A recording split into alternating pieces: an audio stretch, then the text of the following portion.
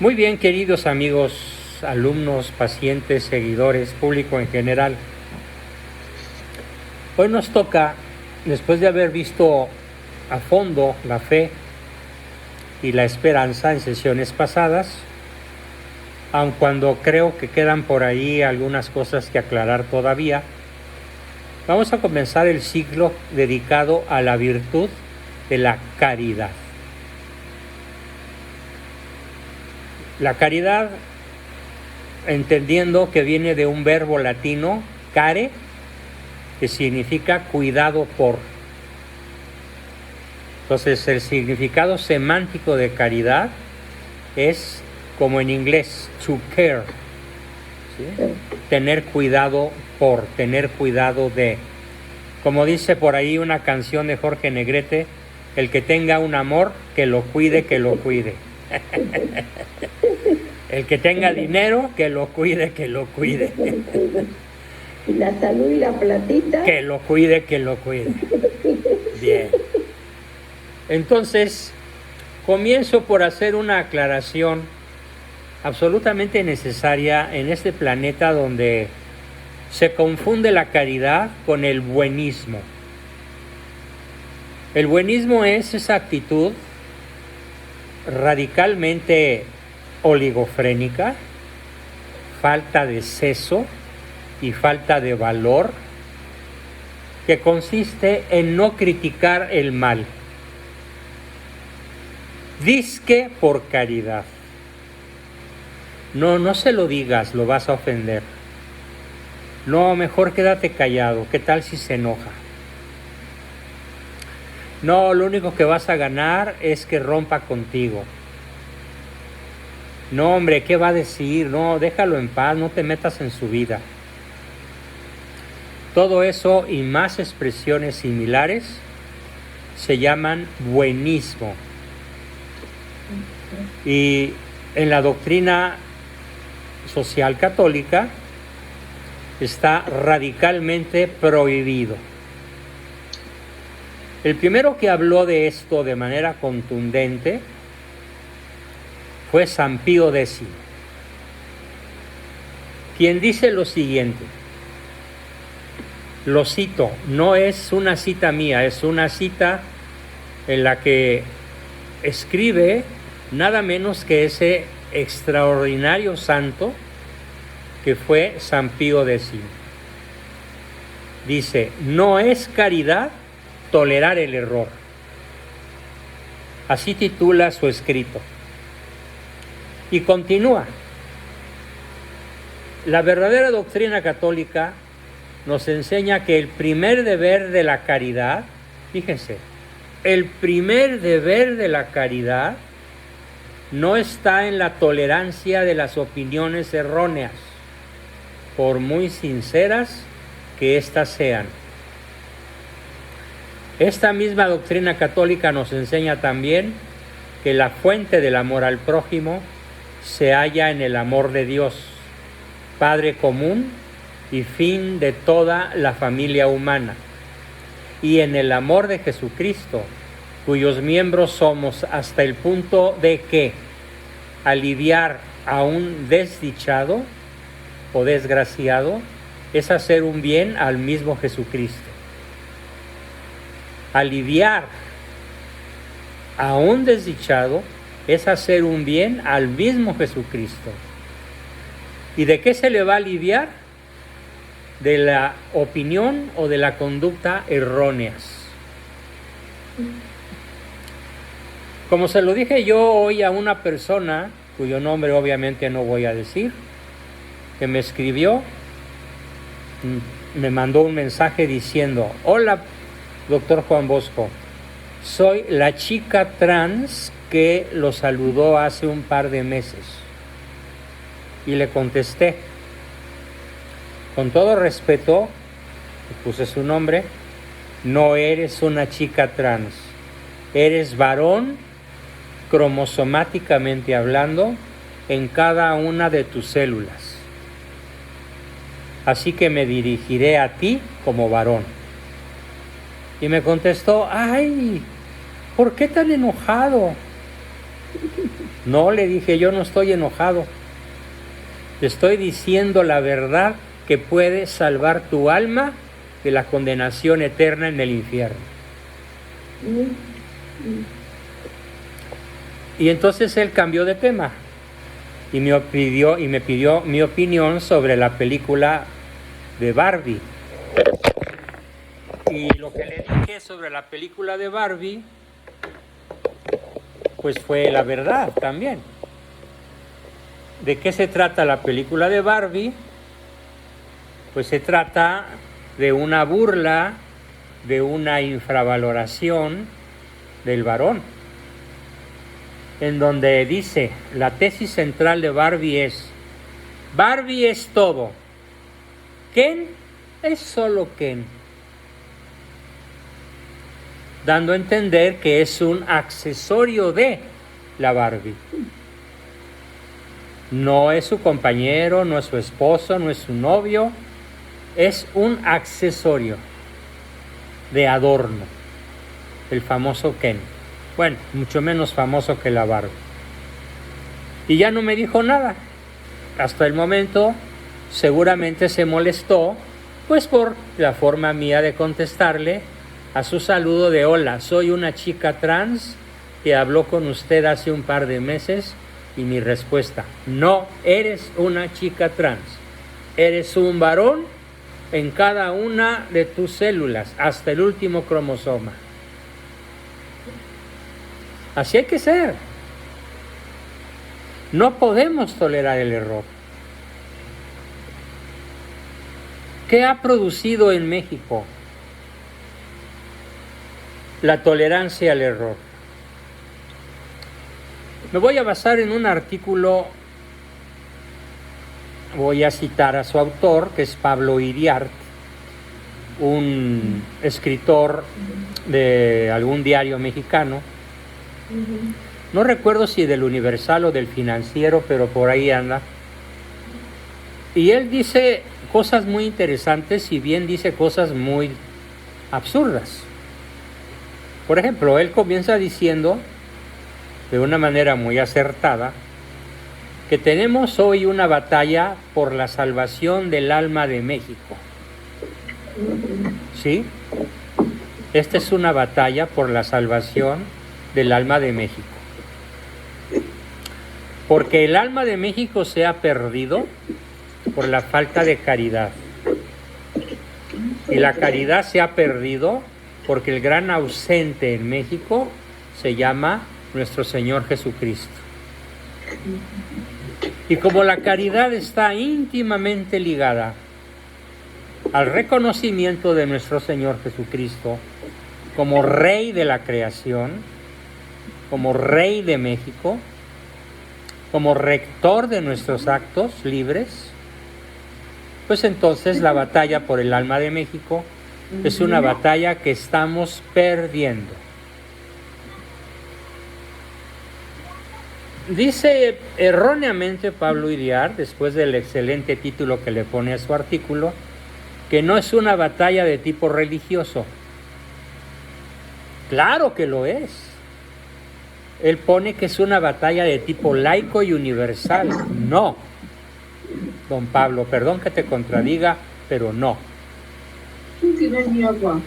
A ver, voy a silenciar al grupo porque están activos muchos micrófonos. Ya. Esta batalla por el alma de México, dice erróneamente Pablo Iriart, es una batalla laica y universal. Pues no, señor Iriart, no es una batalla laica, es una batalla religiosa, en donde el gran expulsado, pues, es nuestro Señor. Y empieza él de manera muy apropiada su análisis, diciéndonos que en el caso del narco hizo avance. Ya narco se escribe con N mayúscula, porque es nombre propio. Hizo avance. Las Fuerzas Armadas actúan como cuerpo de reacción a través de bomberazos sobre hechos consumados.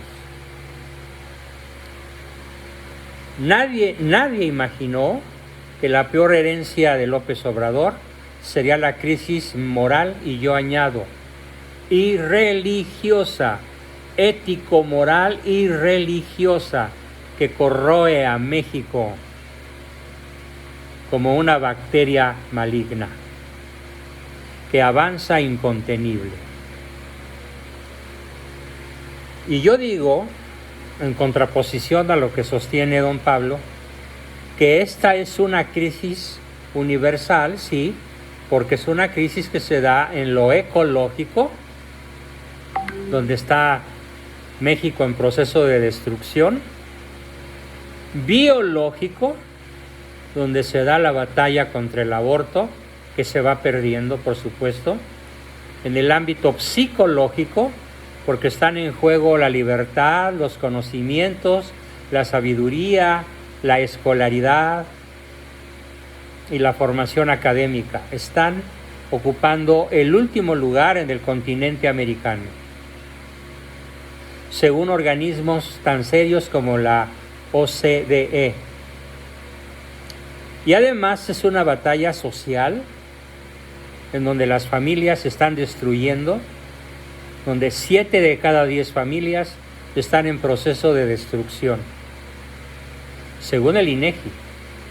Y sobre todo es una batalla espiritual. Esto no lo dice don Pablo, lo digo yo.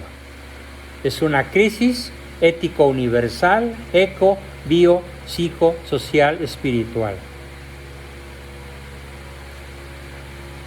Continúo citando a Pablo en lo que tiene de valioso y censurándolo en lo que tiene de erróneo, porque es una mezcla bastante confusa de acierto y error.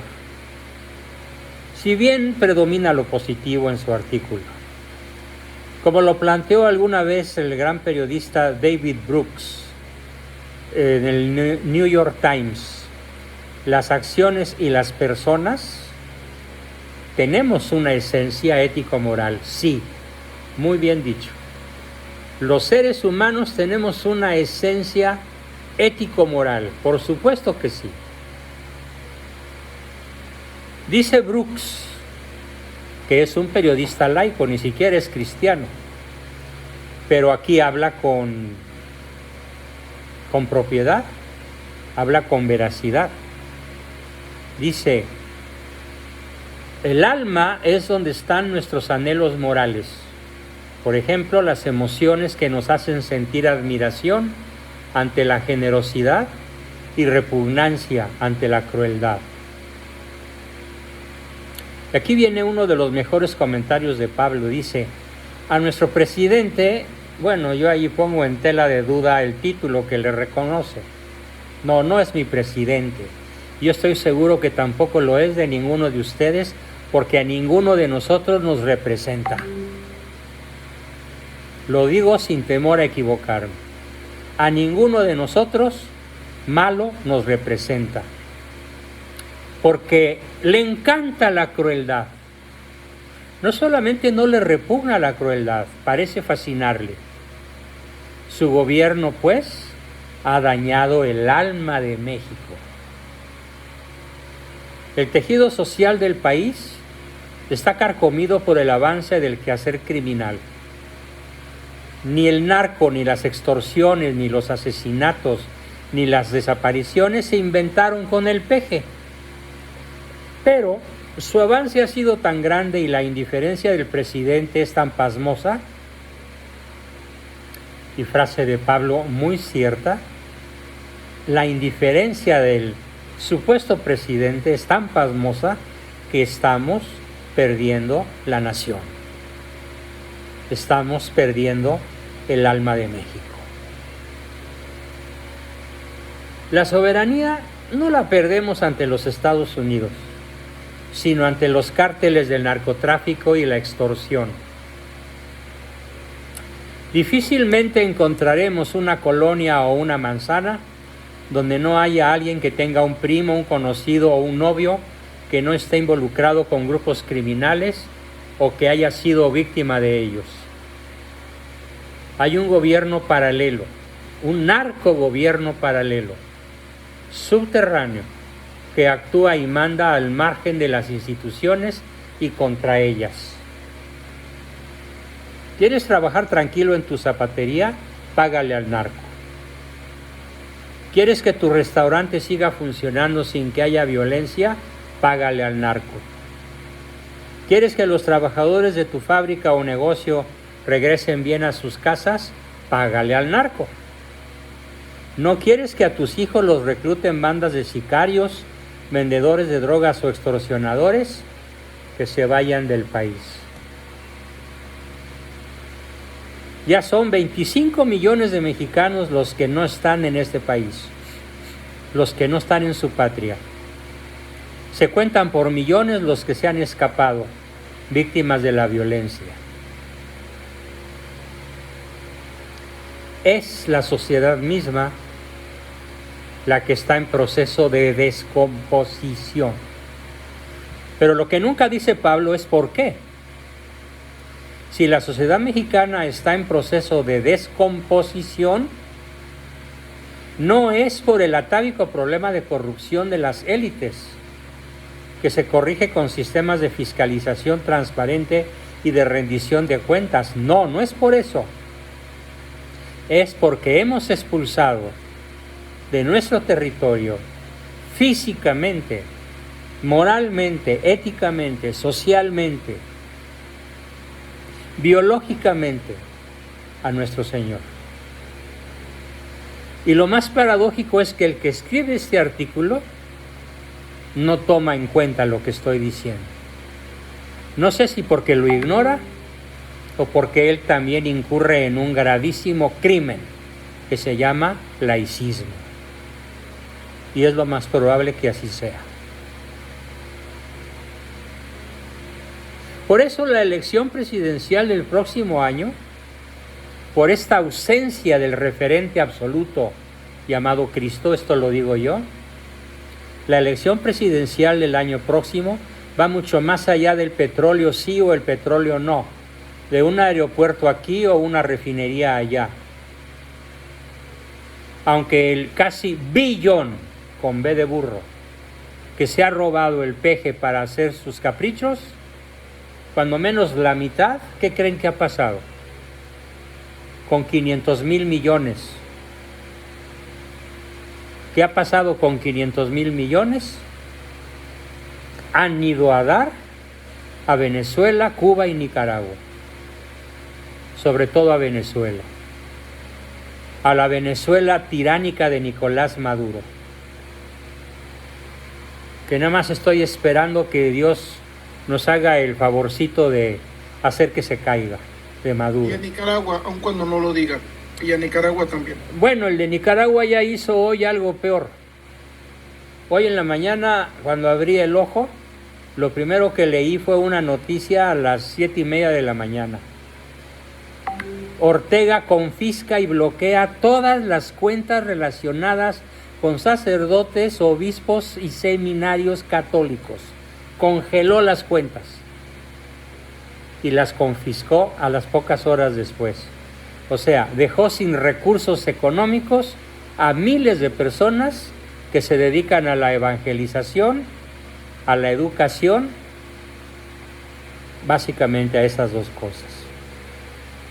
Eso hizo... Cárdenas intentó algo parecido aquí con la catedral, con el santuario de Guadalupe, hay que recordarlo. ¿Cierto? Entonces, los comicios de junio próximo serán la batalla por el alma de la nación, porque estamos perdiendo a México. O lo rescatamos o no hay reversa. Ahora los dos grandes cárteles, Cártel Jalisco Nueva Generación y Cártel de Sinaloa, están enfrentados. Pero ¿qué tal si llegan a aliarse y juntos combaten al Estado y destruyen lo poco que queda de las instituciones de la República, que no tienen capacidad ya para someterlos? Porque el armamento del narco es varias veces superior en alcance, en potencia de fuego, en calibre y en número que las armas que tiene la élite del ejército mexicano. Este concepto es fundamental de entender. Es como si quisieras enfrentar a un tipo armado con una Luger 9 milímetros con una resortera. Esa es la proporción de las armas entre el narco y el gobierno mexicano. Y mientras la Guardia Nacional pierde el tiempo en tareas de control de la inmigración y el ejército está distraído en funciones ajenas a la defensa de la integridad territorial, de la soberanía y de la protección a la población. Sobran los videos en donde los narcos están bajando a la gente de sus automóviles en un retén, por ejemplo en la carretera que va de Matehuala a Saltillo, o de Saltillo a Monterrey, o de Monterrey a la frontera. ¿Y qué creen que hacen los soldados? Como tienen prohibido disparar, se van y dejan indefensa a la población. Eso es lo que está ocurriendo hoy. ¿Por qué? Porque hemos perdido de vista totalmente al que debiera ser nuestro comandante supremo, nuestro Señor Jesucristo, Rey del universo y Rey de México, desconocido ya. En el caso del narco y su avance, las Fuerzas Armadas actúan como cuerpo de reacción a través de pequeños bomberazos sobre hechos consumados. ¿Qué es eso? Sucede una masacre en Jalisco, ahí van soldaditos a Jalisco, claro, después de la masacre. Sucede una matanza en Guanajuato, ahí van soldaditos a Guanajuato.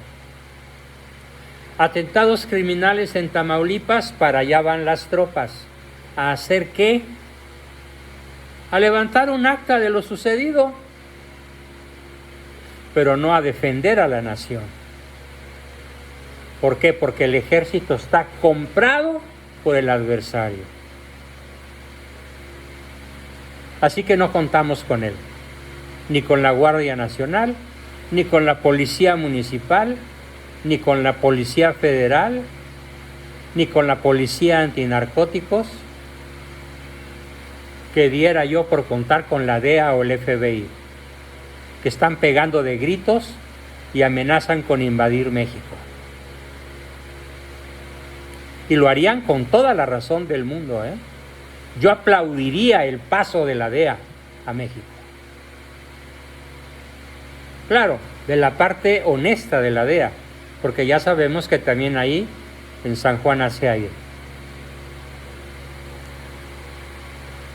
La ausencia de estrategia es producto de la indiferencia presidencial y la consecuencia es que el poder fáctico y táctico, que no es lo mismo, fáctico y táctico de los grupos criminales ya supera el poder del Estado. La famosa maligna estrategia de abrazos no balazos resultó en pura demagogia y complicidad. El gobierno reparte culpas para zafarse la discusión. No, es de que hace 10 años Fox, no es de que Felipe Calderón, no es de que ya Chole vendió su casa, caramba. Puros pretextos, porque tuvieron 3 años con mayoría calificada en el Congreso para realizar cambios constitucionales. Los tuvo Morena. ¿Y qué hicieron para realizar cambios constitucionales a favor del alma de México? Nada. Así que se perfila una gigantesca derrota del país. Las Fuerzas Armadas eran un recurso de emergencia para someter a las organizaciones criminales que rebasaron los límites de la seguridad pública en algunos estados. Después de 17 años en esta tarea, el ejército se encuentra dividido y, ojo, desnaturalizado. Ya no es un ejército, es gente con uniforme y armas, pero no es un ejército. Porque se convirtió en parte del problema y dejó de ser la posible solución. López Obrador tuvo todo el respaldo ciudadano para crear o fortalecer una corporación civil ampliamente dotada de presupuesto, armamento, bien capacitada, con solvencia para garantizar en un plazo razonable la vida normal de la población. ¿Por qué no lo hizo? Comento yo, ¿es un error? No. Es un proyecto de gobernabilidad. Su proyecto de destrucción es un proyecto de gobernabilidad. Es aniquilar. El proyecto del PG consiste en aniquilar el alma de México. Y los mexicanos se dejan. ¿Por qué? Porque carecen de referente absoluto que los llevaría a, por caridad, a tener a Cristo como referente de su vida y a proclamar, a atacar, a denunciar el brutal error en el cual vivimos o sobrevivimos. Un ejemplo en carne propia. Mi esposa y yo estamos en Jutepec, Morelos, en una casa de nuestra propiedad, una casa de valor medio, de tamaño medio, en una cerrada donde hay otras 5 casas. ¿Y qué creen? Ya no nos atrevemos a salir. Porque sabemos que un día sí y otro también, de aquí al centro de Cuernavaca, asaltan. No en un sitio, sino en varios. Con la complicidad de todas las fuerzas del orden o su indiferencia. Así que el día que regresemos procuraremos regresar a media mañana, porque sí, al mediodía la inseguridad disminuye, pero después de las 4 de la tarde aumenta y en la noche mejor no les digo qué sucede.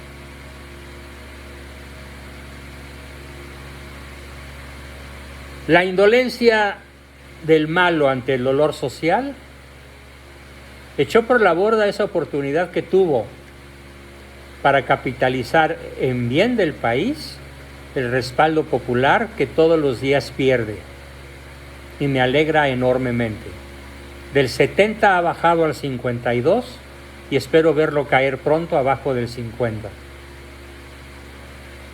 Casi todo México estaba con él. Bueno, aquí una queja y una denuncia, y lo digo horrorizado, furioso, indignado. La Conferencia Episcopal Mexicana apoyó a AMLO, a Malo, en las pasadas elecciones presidenciales. Y hoy no hayan dónde meter la cabeza, arrepentidos. Los obispos, el arzobispo, el cardenal Carlos Aguiar Retes, apoyó a este miserable. En vez de denunciarlo en los púlpitos.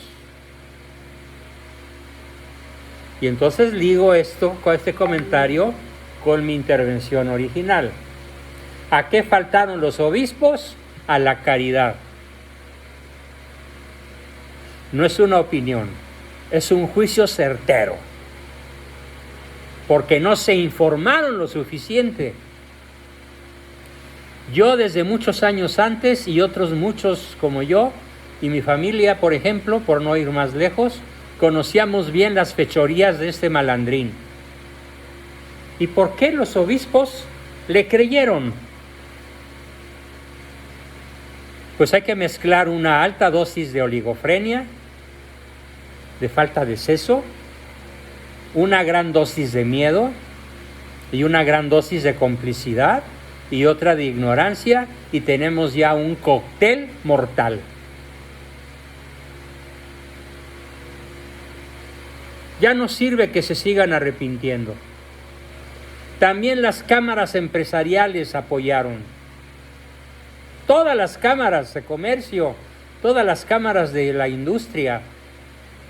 Bueno, hasta la Coparmex lo apoyó. Qué lástima que mi hermano Carlos ya se había muerto. Si no, la Coparmex, de la cual él era presidente, no lo hubiera apoyado.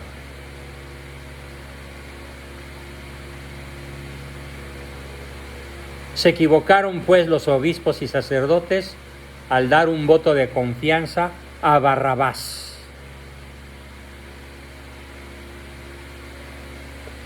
El cuerpo social pues está en estado de coma o en estado de no coma, en el sentido de los que no comen o comen mal, y en el sentido médico está en estado de coma, es decir, privado del sentido, privado de los órganos sensoriales. A muy pocos, les importan las noticias de los grupos criminales que toman el control de poblados, rancherías, ciudades, carreteras, tramos de frontera, tráfico de personas, cuerpos de seres humanos descuartizados en la vía pública. ¿Qué sucede? ¿Qué hace el malo? Reprocha a los periodistas que se hable del asunto y se exhiba lo que ocurre. Ay, la prensa tan mala que habla mal de mí, politizando las noticias. No hablen de eso, es de que me hacen quedar mal. ¡Qué barbaridad! El que no se indigne con esto es que tiene atole podrido en las venas.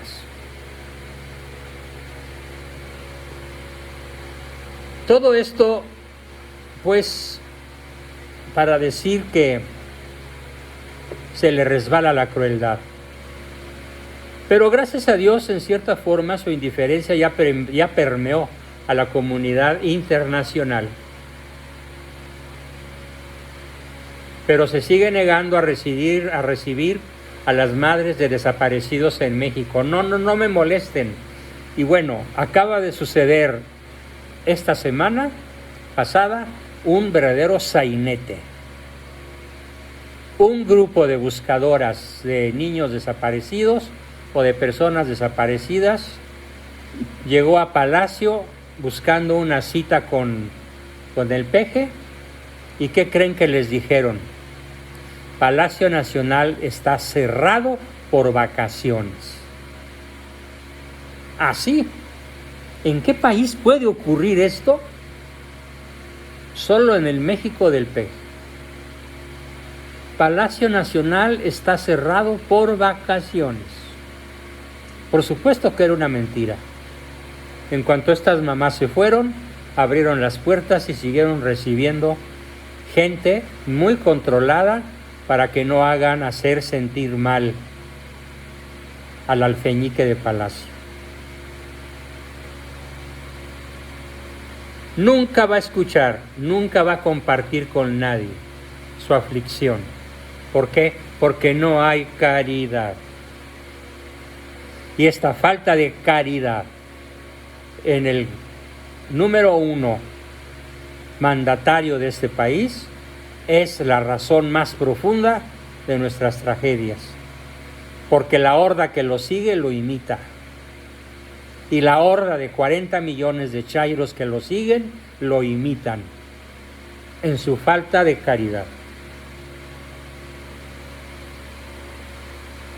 Tienen pues a favor todos los chairos de este país, todos los ignorantes de este país, todos los indecisos de este país, que sumados entre sí nos da la cifra escalofriante de 75 millones, alguien que nos gobierna con su complicidad, con el silencio de la mayoría, con la debilidad, el miedo, el temor, la ignorancia, la indiferencia, repito, de esa mayoría que no condena, que no habla, que no protesta. Y que cuando unos pocos van a Palacio Nacional a protestar, les salen con que Palacio Nacional está de vacaciones. Eso es cierto. Muchos que conocen la agenda del PG nos dicen cómo es su agenda normal. Se levanta muy temprano, acude a la mañanera, terminando la mañanera, se dedica a partir de las 10 u 11 de la mañana a tirarse en su cama, a tomar medicamentos y a cuidar de su muy precaria salud.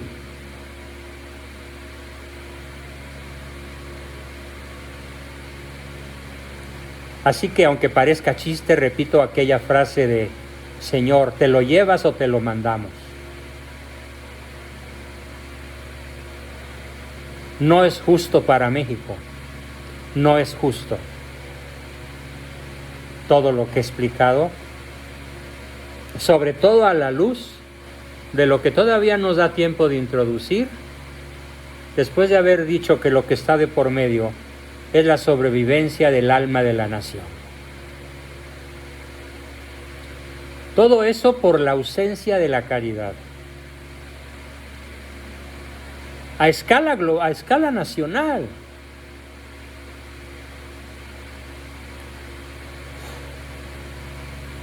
Puedo afirmar, sin temor a equivocarme, que es el 7% de la población católica sedicente que acude a misa los domingos, ya sea presencial o virtualmente. Ni siquiera aprovechan la oportunidad de acudir a las misas virtuales que abundan y que son válidas. ¿Qué hace ese 7%? A lo mejor muchos de ellos practican la caridad, pero es un porcentaje excesivamente exiguo, limitado, impotente, reducido. Para contrastar y ver el lado opuesto de la moneda, definamos caridad. La caridad es la virtud teologal. Ahora sigo al catecismo de la Iglesia Católica. Es la virtud teologal por la cual amamos a Dios sobre todas las cosas, por Él mismo y a nuestro prójimo como a nosotros mismos, por amor a Dios. Jesucristo, hace de la caridad el mandamiento nuevo, amando a los suyos hasta el fin. Manifiesta el amor del Padre que ha recibido. Amándose unos a otros, los discípulos imitan el amor de Jesús, que reciben también de ellos. Por eso Jesús dice, como el Padre me amó, yo también os he amado a vosotros. Permaneced pues en mi amor. Y también dice, este es el mandamiento mío, que os améis unos a otros como yo os he amado. Piensen, por favor, en el nivel de difusión que tienen estos conceptos. Incluso entre ustedes. Honestamente, ¿quién había leído este párrafo del Catecismo de la Iglesia Católica, donde se explica profusamente, correctamente, ampliamente lo que es la virtud de la caridad? Yo creo que muy pocos. Ojalá me equivoque. Escribió una persona, Oliva, yo. Si hay alguien más, escriba yo.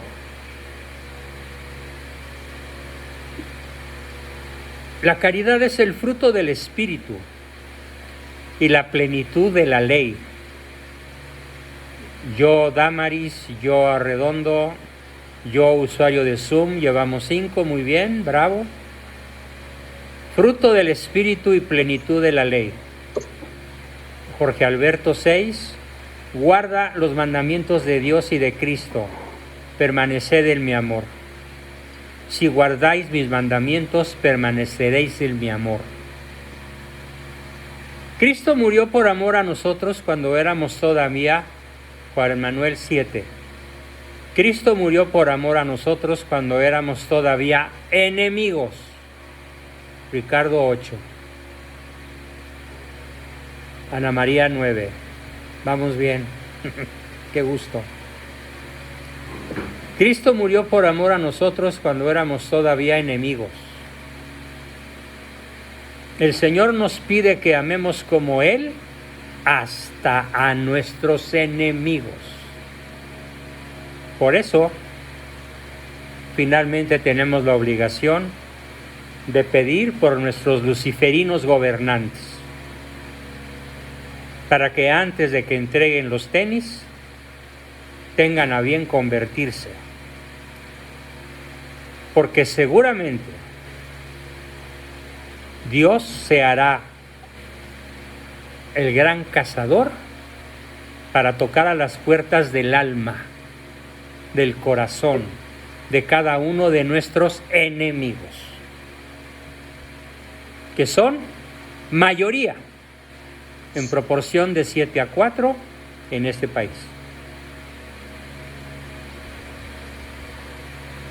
Así que nos hagamos prójimos del más lejano, mediante la caridad, que en este caso solo se puede ejercer mediante la oración.